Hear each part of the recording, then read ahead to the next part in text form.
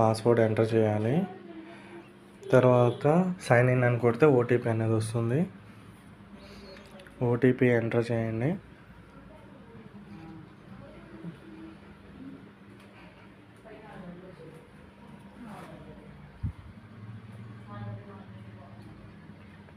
Submit అని కొట్టండి. తర్వాత మనకి ప్రొఫైల్ అనేది ఇలా ఓపెన్ అవుతుంది అన్నమాట.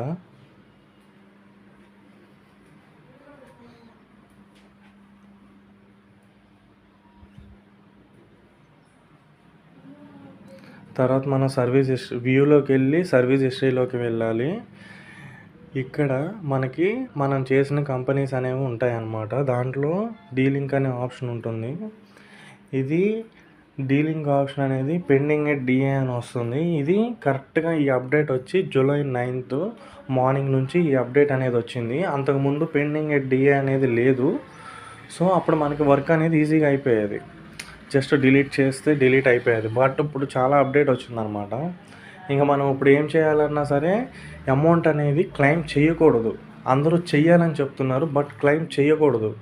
క్లెయిమ్ చేసామంటే కనుక ఆ అమౌంట్కి మనకి లింకప్ అయిపోయింది అని గవర్నమెంట్ అనేవి డిలీట్ చేయడానికి అవకాశం ఇవ్వదు.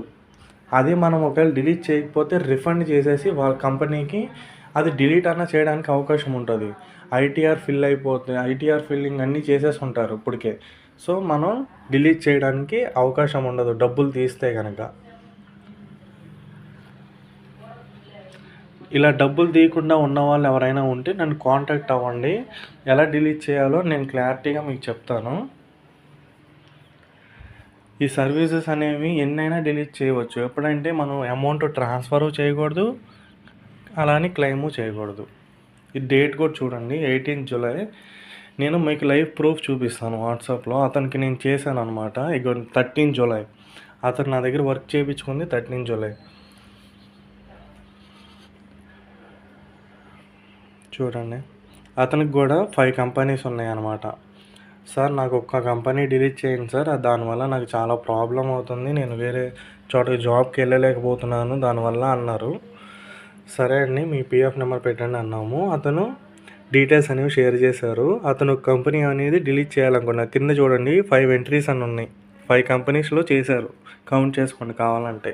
13 జూలై అని డేట్ కూడా చూడండి, 11:54 చేసాము.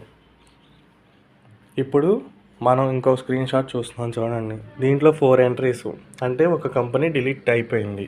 ఎన్ని నిమిషాల్లో? 12:10. అంటే మీరే టైం క్యాల్కులేట్ చేసుకోండి ఎంత అనేది, ఎన్ని నిమిషాల్లో అయిపోయింది ఈ పని అనేది.